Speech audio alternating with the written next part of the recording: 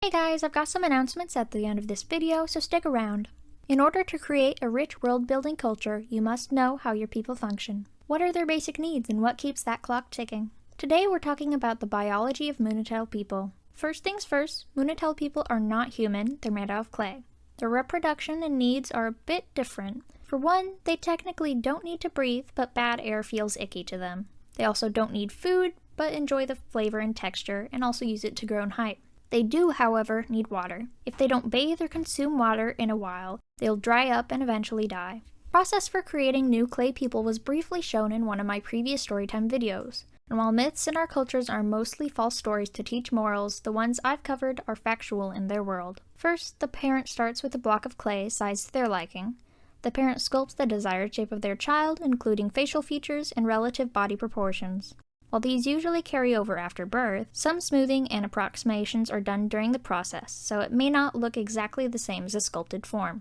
Hair is not sculpted on, but instead grows from the scalp when they are brought to life. When the parent is pleased with their creation, they carry it to the river and fully lay it down in the water. They must be careful to keep the limbs supported, lest they fall off. They can be reattached, but it's a fairly unpleasant process. Then, once the clay is fully submerged, magic is applied around the body. The water moves the magic over every curve of their body and soaks deep into their core, bringing life just as electricity powers a machine. Only Oob had this power to bring life to people, and as their creations made other creations, the population steadily grew. People were made to help build the new society that was sprouting, as well as for companionship. Soon enough, there were too many requests, and Oob was unable to complete them at the same rate they were coming in. So Oob gathered a group of 3 and bestowed upon them the power to give life. That power was passed down through their descendants, the number growing exponentially within their society. When making a potential lifelong companion, you probably want to get the final product as perfect as possible. This requires a lot of sculpting practice. Munetel people usually start practicing from a young age.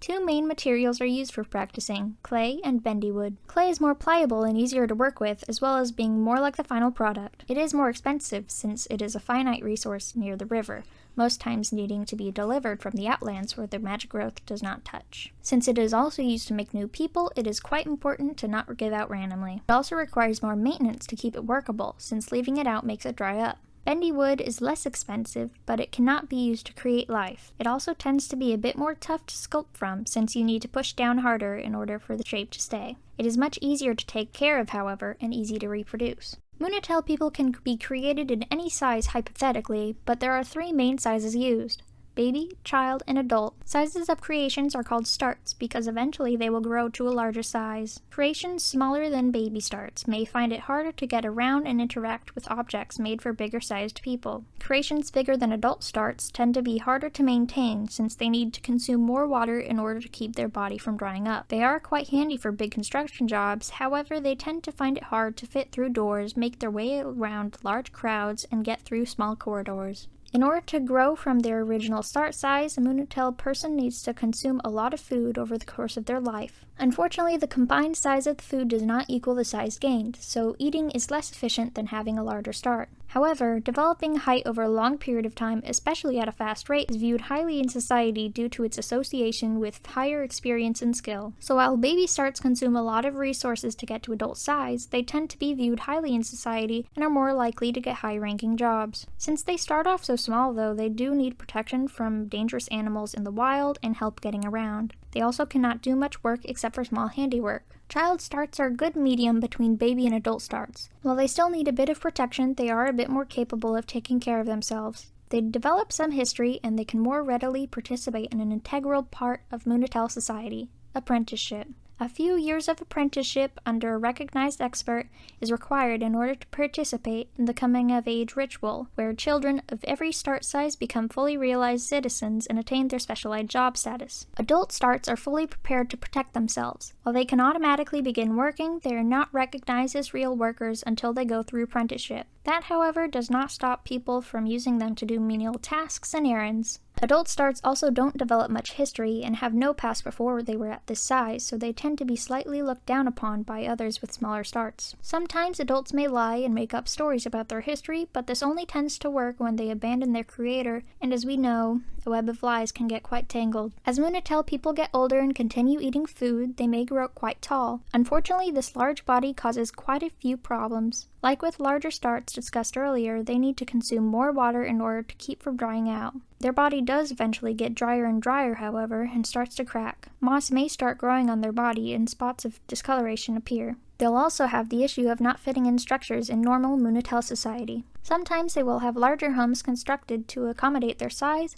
but unless they are wealthy and high status, they tend to just deal with their previous living conditions, eventually starting to permanently hunch over as the clay bodies harden in that position. As mentioned before, food is the way growth is achieved. Food consumed enters a sort of pocket dimension in the stomach and is converted back into clay. All living things receive life from the water, though plants and animals reproduce without having to physically sculpt out their spawn. Growth is mainly vertical, and horizontal growth is usually only attained through repositioning of their original clay bodies. Repositioning is quite uncomfortable and can sometimes be painful, as their clay body is smushed and shaped into the desired form. Clay activated by magic is much less pliable than inert clay. The magic acts as a binding force, keeping the Munetel people in the form that was originally specified. When Munetel people eat animals, the animal body is turned into clay, but a soul is left behind in the stomach. Both animals and Munetel people contain souls. While souls sometimes take on the appearance of their last hosts, most souls look like the one pictured here. Souls, when released from their host body through death, are quite mischievous creatures. After eating a lot of meat, spirits accumulate in a person's belly, which get restless and cause a stomachache. Eventually, this became a huge issue in Munetel civilizations, as stomach pain spread throughout the land.